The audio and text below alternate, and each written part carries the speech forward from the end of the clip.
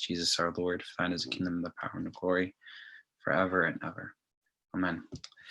So thank you all for joining us with such short notice. We'll share with you why we felt the need to have our town hall meeting tonight.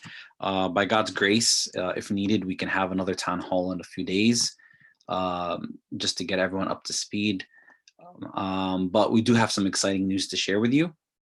And thanks be to God that it's even despite the pandemic that that God's hand was involved in everything that we were doing, and we were able to progress to where we are today. I'm going to allow Kareem to share the entire story of the project and where we are. If for those who don't remember, maybe those who joined after the pandemic or for whatever reason, we're not completely aware, we did purchase a parcel of land, a lot in Warren Township. We closed the week of the pandemic. So it was we were interested in it. I think we had a town hall, if I recall correctly, maybe December of last year, where the community heard about the project and the property and location, and we received support from the community, from the parishioners, to go ahead with the offer. If you recall, we purchased the 6-acre lot for $375.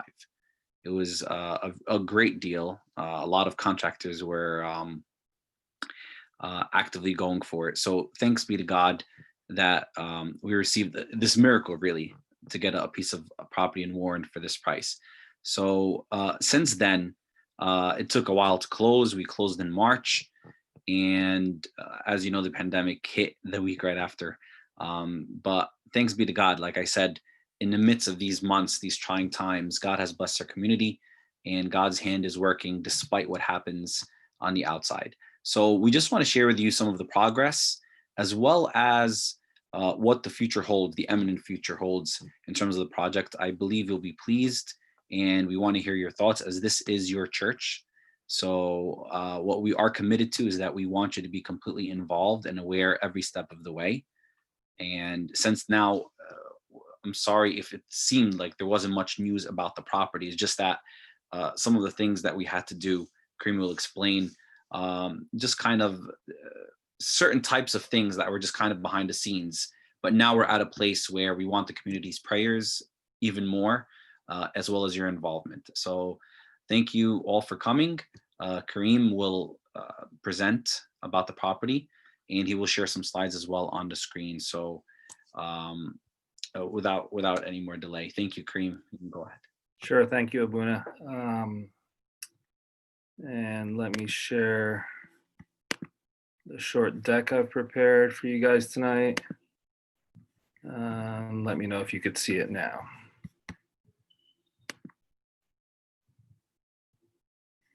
Yeah, can everyone see, Abuna? You let me know. Okay.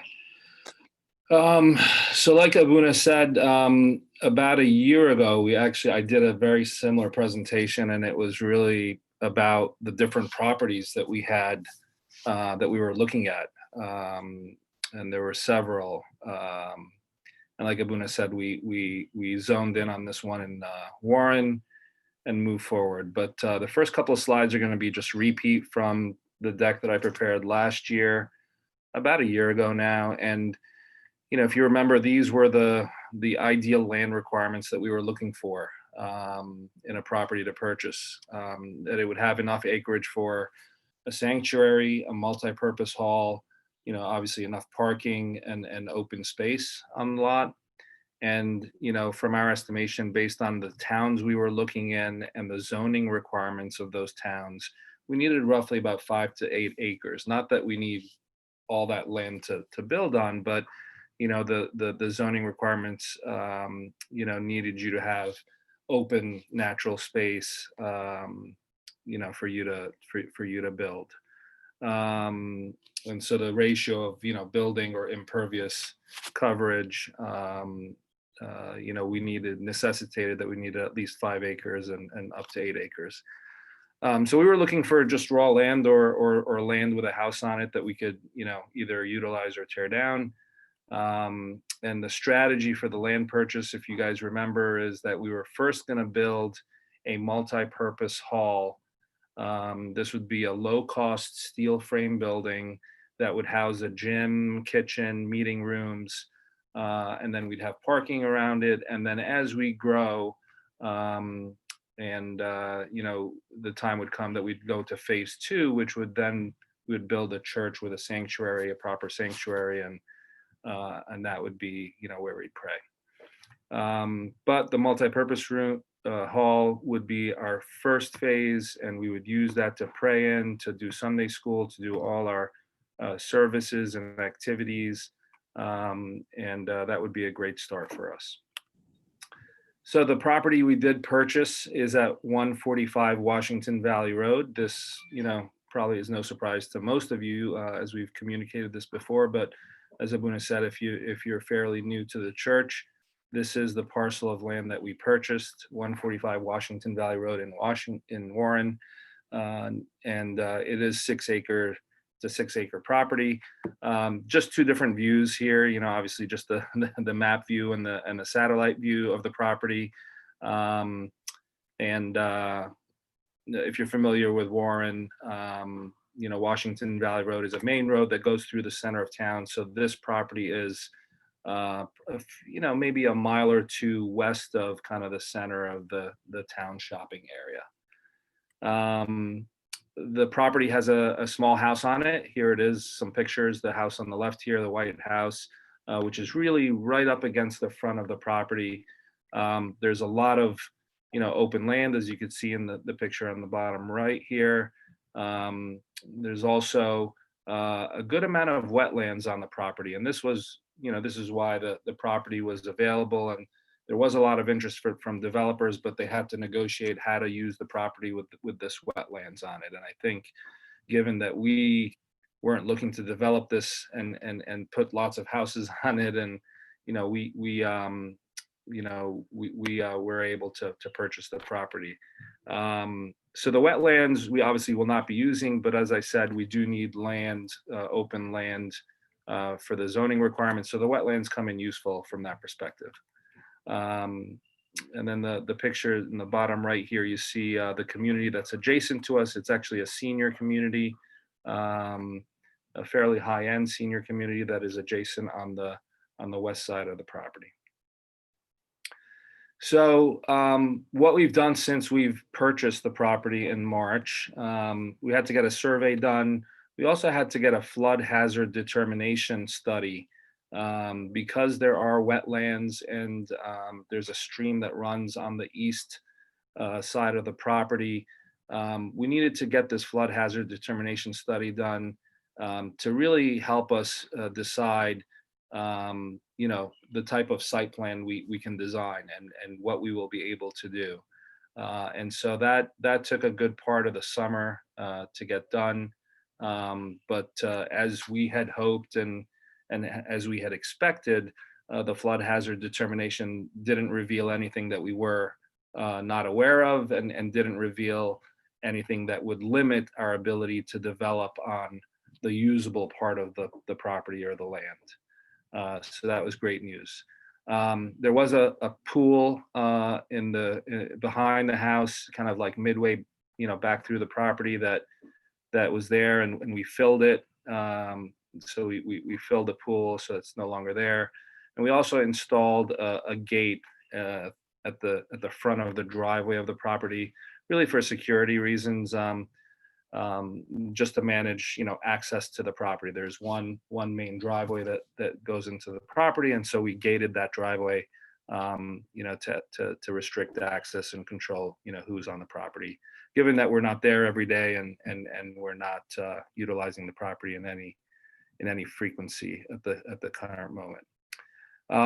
In progress right now, we're working with engineering consultants, Page Muller Engineering, to develop preliminary site plans, which would then be used for the planning board approval. And this is, probably 6 or 7 sets of site plans, a site plan, a soil erosion plan, a utility plan, a landscaping plan, uh, a series of plans that would show what we're planning to do with the property and how we would develop it. Um, and that's what's needed for the preliminary planning board approval. Um, we're also currently working with a company called Gen Steel. This is the company that we've selected to work with for the steel building, which would be the multi-purpose building, the first phase. And they're preparing some initial drawings and estimates for us. The initial plans and renderings we're really going to use for marketing purposes. This is not, the final plans or drawings of the first building, but we wanted to get something that we can use for marketing purposes, and I'll talk about that in a little bit more. And also to start the process of getting an initial cost estimate for this first part of the project. The site plan, and this is, we've got a few folks on the construction committee that are architects and engineers, and this is the initial design that we have for the site plan, with the phase one and the phase two buildings. The phase one multi-purpose building is the one in the rear. It's the L-shaped building. Again, that would house the gym, a kitchen, meeting rooms and classrooms, and some storage. And then phase two, the building in front of it, would be the sanctuary. And then, of course, parking on the side of the buildings and in the front of the property. The steel building or the multi-purpose building, I showed these pictures before, and about a year ago when we were looking at, how we would, get into our first building at a low cost. And so this is a steel frame building on a concrete slab, no basement, fairly easy and quickly to put up. And you could do whatever you want on the inside in terms of how you design the rooms and the space on the inside, which gives us a lot of flexibility. The bottom right picture just shows, how other congregations have used steel buildings to build, their churches. And of course, you can make it look any way you want on the outside in terms of the exterior finish. But that just shows you an example of what it could look like for us. The next steps really are to complete the set of site plans for the initial application with the planning board and to seek that preliminary approval. Once we get the preliminary approval, we would then hire an architect to create very detailed drawings, which include all the interior of the building and also will help with the final cost estimate of the project. And then we will take that to the planning board again for final approval. Usually the planning board's going to come back to you with some requirements or requests. We're not asking for any variances. We're conforming the conditional use of the property as a church, and we conform to all those requirements in Warren. So it's great. We're not asking for any zoning or variances, changes or variances. So it should be fairly straightforward. But the planning board may want us to put a sidewalk on the front of the property on the street. They may want us to do some more landscaping, to shield the property that's adjacent to us on the west. These are the things that we're kind of anticipating they'll be asking for, but we'll see. And then, of course, once we get the final approval from the planning board, we go for the construction permits. Then we'll put the project out to bid, and then, by God's grace, we'll be ready to break ground, sometime in the summer or the fall of next year. There's a lot more detail that goes into this process, but these are the kind of the high level next steps that are in front of us, for this project. The construction committee is comprised of the church board, of course, with Abuna, and then also these four people: Mina Grease, who's in construction, Mina Tassan is an architect, Adam and Barbara, they're both engineers. So, we've got a fairly capable committee to handle the project. But if you if anybody has interest in kind of joining this committee and helping with this project, and if you have any relevant experience, of course, we could use all the help we can get. And if you do have an interest, reach out to Abuna or to myself or any board member. In terms of the fundraising for this first phase, Sylvia, my wife, and Amir Tedros are kind of leading the charge on that, along with Abuna. And we're actually starting the fundraising process next week. If you all remember, the Tuesday after Thanksgiving is coined Giving Tuesday, and Facebook does a matching on Giving Tuesday. So that'll be really the kickstart for our fundraising process for this project. And so Amir and Sylvia are working on some, marketing material and collateral that'll go up on Facebook probably by this weekend. And so once that's up and live, we ask all of you, of course, to share it with your friends and family, either on Sunday or Monday, and just remind them that Tuesday is the day to donate. Don't donate before, so that we can maximize the match or that we can get from Facebook on Giving Tuesday. That's it, Abuna, that I had for the presentation. Did you want to add anything else? And I guess we could open up to questions as well. Thank you, Kareem. Yes, I'll just add a couple of more points, and then we'll open it up to questions and comments and suggestions from the community. In terms of the fundraising, the reason we called such a quick meeting, and we apologize for it, is that the company that we're working with, General Steel, the package they're offering in terms of preliminary design, they're able to give us a sample rendering of what we can build. So they were intending to give it to us, possibly we were hoping today. It didn't work out. So they're probably going to give it us maybe Friday or Monday. And once we do, we will pass it on to you immediately to give you an idea of what it may look like, this first phase. But we kind of just sped up the process a bit because Tuesday is Giving Tuesday. The match, I believe that Facebook matches is at 8 a.m. So if you donate within, I guess, from 8 a.m. to 8:02 or 8:03, I don't know what historically the past few years what it was, but if you get your donation within those first couple of minutes, usually that's about the time where the matching is over with. But again, Giving Tuesday is also an opportunity where many people are willing to give. So we wanted to kind of get something up on social media because some people they're looking for places to give. So we want to get it up by then. And once we get it up in the next few days, please share. If you're on Facebook, please share. And God willing, we can begin this fundraising process. I do encourage you. I know many people, when I speak to in general throughout in this past year, have many ideas for fundraising, many great ideas. So I do encourage you, reach out to Sylvia and Amir. If you don't have their contact, you can just reach out to me. We want everyone to be involved in this project. As Kareem said as well, if you have any type of experience, whether it's in construction or in anything whatsoever that you feel can contribute to our project, reach out to me, reach out to Kareem, reach out to anyone. And we want everyone to feel that they're very much a part of this project. It's not often that everyone's involved in the beginning stages of church construction. So it is quite the blessing. So we want you to take advantage of it. So again, please reach out to myself or to anyone else to get involved.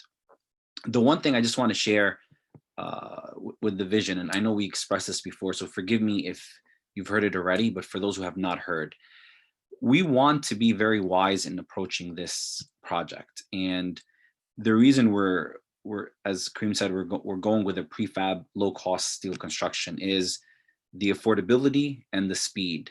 Again, we are ambitious and we do hope that we can get the ground, maybe even get the building up near mid to end of the summer of 2021 of next year, less than a year. It is ambitious, but it can be done because steel construction goes up quite quickly.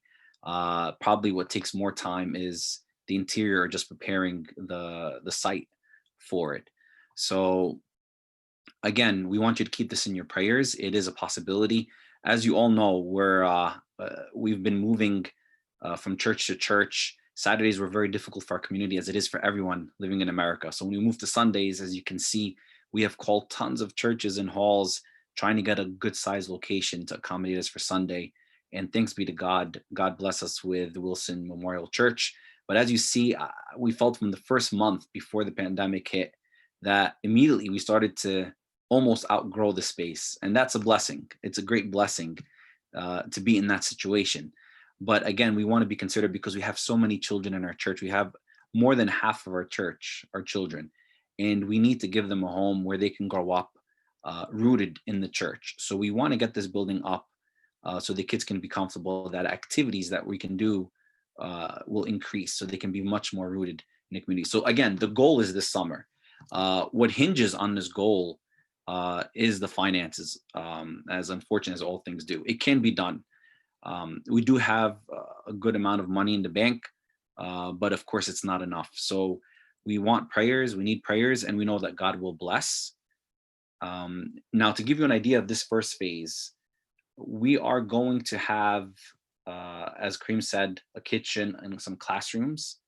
And once we get the floor plan together from the preliminary design group, hopefully within a few weeks, I hope, or within a month, we'll also email you. We're going to keep you in the loop with everything. But one thing we want you to know is that we're going to hopefully have a clear 60-foot wide by 84-foot area. This will serve, because we said multi-purpose, it'll serve as three things once it's built. It'll serve as our church. We're going to build an iconostasis at the front, maybe the first 10 feet or so. So we'll have a very large space for liturgy where we'll be very comfortable. But at the same time, we're not going to have pews. We're going to have chairs where we can collect chairs and store them.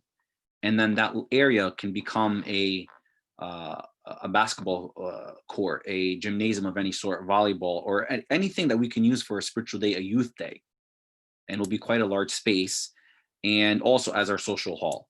And then in the future, when we build our future church, this will remain as our social hall and gymnasium. But the goal, again, is ministry driven. The goal is not just to build the first phase of the church. We want something where the youth and your children will be able to grow up in the church, to come to the church many more times a week and be rooted. It's something that we all care for. So this is just kind of a very brief explanation of what we're planning. And again, as we said, more plans will follow. We just want to give you a heads up because we want to start launching the fundraising campaign this week. With that being said, does anyone have any questions or comments? We are a fairly small group, so you can just unmute yourself and begin speaking.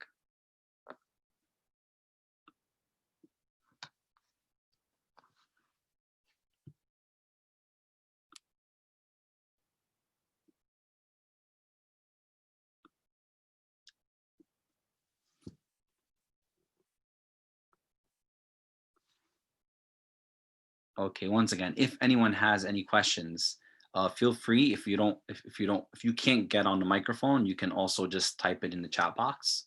If you have any questions or concerns or any kind of comments or opinions.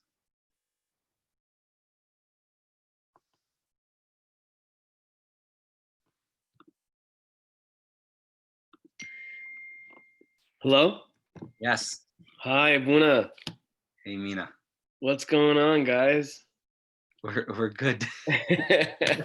I'm just breaking the silence. Oh, thank you. No problem. I guess I have a question, and the question would be, how quickly can all this happen if we're able to fundraise and we're able to, come up with the funds to start? And how would that, if we're fundraising, what is that used towards? Down payment, or is that part of the project? And will it start the project immediately, or? Kareem, thoughts? Yeah, great questions, Mina. So the fundraising, I mean, we don't we have an idea of what the cost of the project will be. It'll, we think it's going to be between 800,000 and a million. But again, we're going to get the initial cost estimate from Gen Steel probably in a couple of weeks. We'll get the renderings and the drawings first, probably the end of this week or maybe Monday. And then another week or two, we'll get a cost estimate from them. But we anticipate that the whole project, not just the structure and the building and all the interior finishing, but the site work and the landscaping and the parking lot and all of that will probably be in the range of 800,000 to a million. So we're like Abuna said, we're starting the fundraising process this next week, really with Giving Tuesday to kick it off, and then it'll continue. And that's why I think Abuna's asking anybody that has ideas for fundraising beyond Giving Tuesday, that we're going to have a plan and kind of an ongoing fundraising through probably the next 3 to 6 months.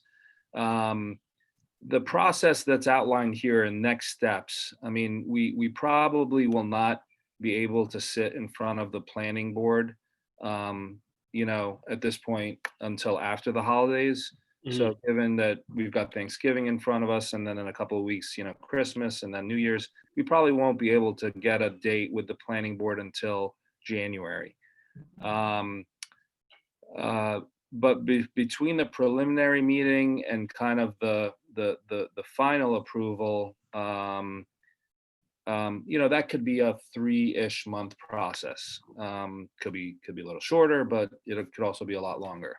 And then, obviously we need to put it out to bid and get all the permits and then get the project rolling. So that's why we say we could probably break ground in the summer, giving ourselves kind of 6 months to, finish this whole process and, have the funding necessary, whether it's, and also with a bank loan or construction loan, in place so that we could start, hopefully at the beginning of the summer. That's kind of what I'm thinking it'll look like. What we want to raise will probably be determined once we get this initial cost estimate. We're probably going to overshoot what we need. So, if we do need $1 million, our goal will be more than $1 million to raise. But again, we'll have a better idea of what that's going to be, probably in a couple of weeks.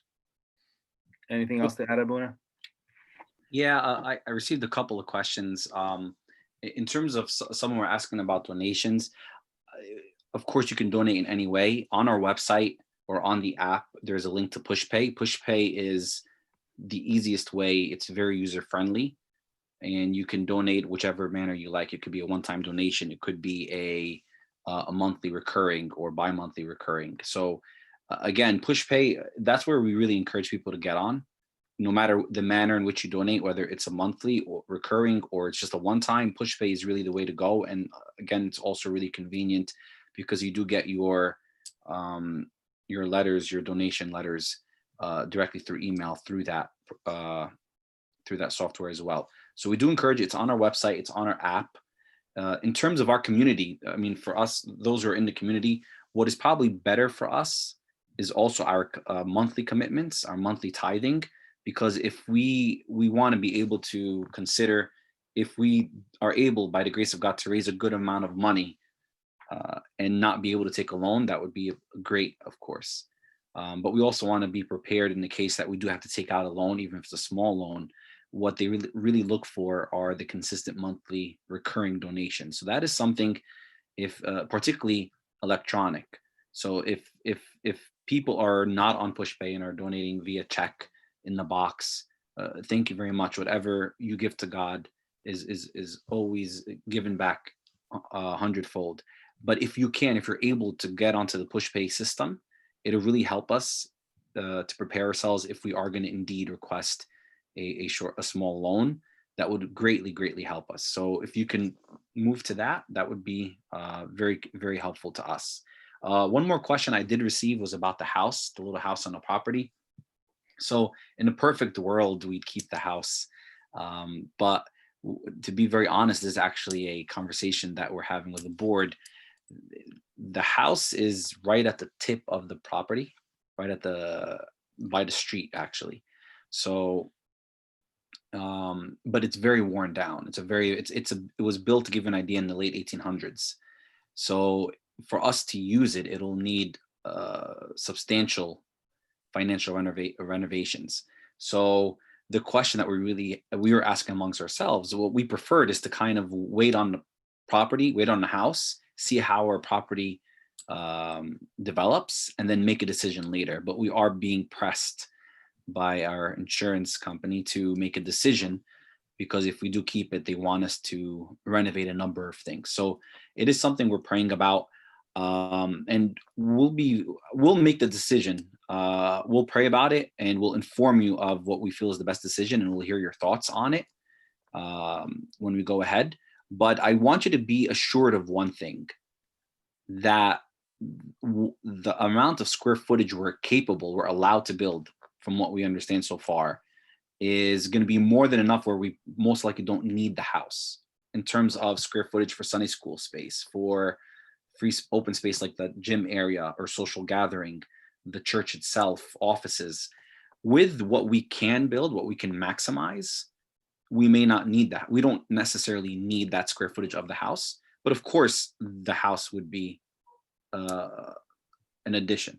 So it is something we're thinking about, but I don't want anyone to be concerned in terms of, if we make a mistake of tear down the house, that we're going to be short of square footage. That is not our case. Thanks be to God. That's not a concern that we do have.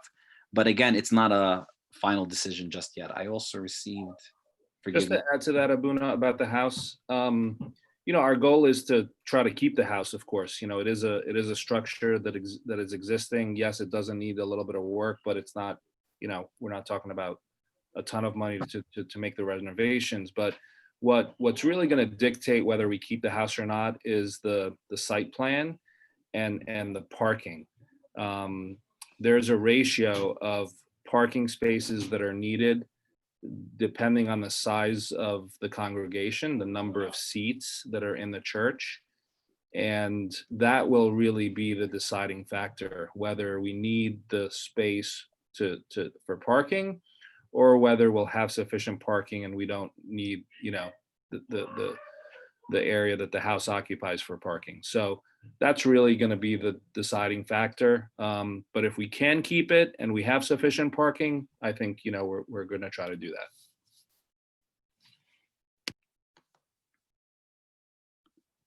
Okay, if anyone else has questions. Oh, received another one. Have we looked into a deck as opposed to lots? That was a question we received. To be honest with you, I think we very briefly discussed it. It hasn't been something that we discussed in detail. So to be honest with you, I'll speak with the construction board, the construction committee, and the board, and consider that thought, if we can consider a deck, if you can place a deck in the property in the future. I'll tell you this, in terms of phase one, it doesn't seem like we're going to have any parking issues, because the phase two building, as you can see, the 60 by 100 foot building won't be on the property. So we'll have a lot more spots. It's just the greater concern, I think, is when phase two is built years down the line. We want to make sure we have enough property. Maybe, that's something we'll discuss and see if it's feasible to build a deck under it or somewhere, but we will discuss it. Thank you for bringing it up. That was very valuable. Thank you very much. Any other questions, please? As of now, there are no questions, so we'll just give you a few more minutes to think about it. And again, if you don't have a question right now and something comes to your mind later on in the week, again, just message myself or anyone from the board. We will be very happy to entertain your thoughts, your suggestions, your ideas. Again, every thought, every opinion is valuable. Hey, Abuna, I have a question. This is Eddie. Sure, Eddie. From a fundraising perspective, I'm just curious to know, with regards to helping with the project, is it better to be receiving one-time large gifts versus, or is it better to get more consistent, committed gifts, separate and apart, that are committed just to the church building, like a construction fund, so to speak? Is, if there's a preference from one or the other, will that help expedite with regards to dealing with the banks or what have you and getting the property built up quicker? Abuna, you want me to take that? Sure. Yeah. So the one-time big donations, Eddie, I mean, those should be reserved for Tuesday, for Giving Tuesday. Right. We want to maximize the donations that day, that morning, those 2-3 minutes, whatever it is. And the reason why it's a couple of minutes is because Facebook does a matching up to a certain amount. I can't remember what the amount was last year. I think 9 million, but I think it's going to probably go up this year because it was very popular and it went that quickly. But it's going to be a few minutes. So whatever one-time big donations that are going to occur, that's the time to do it, because we get a match from Facebook. And that'll obviously, help us, tremendously. Beyond that, we would then prefer kind of like Abuna's, to Abuna's point, donating on PushPay. And if it's one time, that's great. But if it's if it can be a recurring, that's even better, because then it kind of builds the history and the monthly recurring revenue, so to speak, that's generated by the church from the congregation. So again, one-time big donations, Tuesday morning at 8 a.m. And then beyond that, of course, if people are want to give one time, that's fine. But if they're able to give recurring, that's the preferred method. Great, thanks.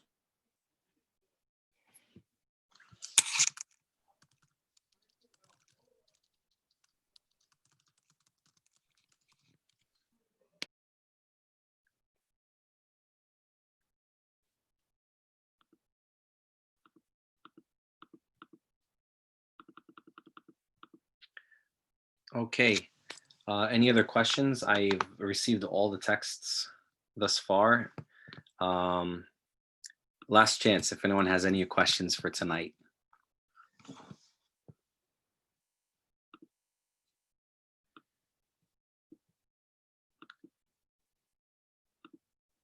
All right. Thank you so much for coming on short notice. We really appreciate it. We hope that you're excited about the project. Most important is to keep this in your prayers. Whatever God wills, we want to do God's will. And we don't want to get, the details of it, as much as they may matter to us. God's plan, God's ways are beyond our ways. So the most important thing, let us keep it in our prayers. Pray that God guides us in each and every step of the way. As you said, there will be multiple forks in the road in terms of this process. But keep praying that God guides us in the direction in which we should walk. And please, more than anything, I want you to be involved. First with prayer, but second of all, if you can contribute ideas, can give your thoughts. If you can, again, I know many of you are already donating. If you want to share the news with friends and family, if they wish to contribute, please do. But again, more importantly, let us keep it in our prayers. Thank you all very much. And we are going to consider, we have the meeting recorded. We're going to consider also if there is another need in a few days or a week, if we need to have another town hall for those who couldn't attend tonight, we'll do so. But spread the word and keep an eye out on Facebook if you are on Facebook to share once they get the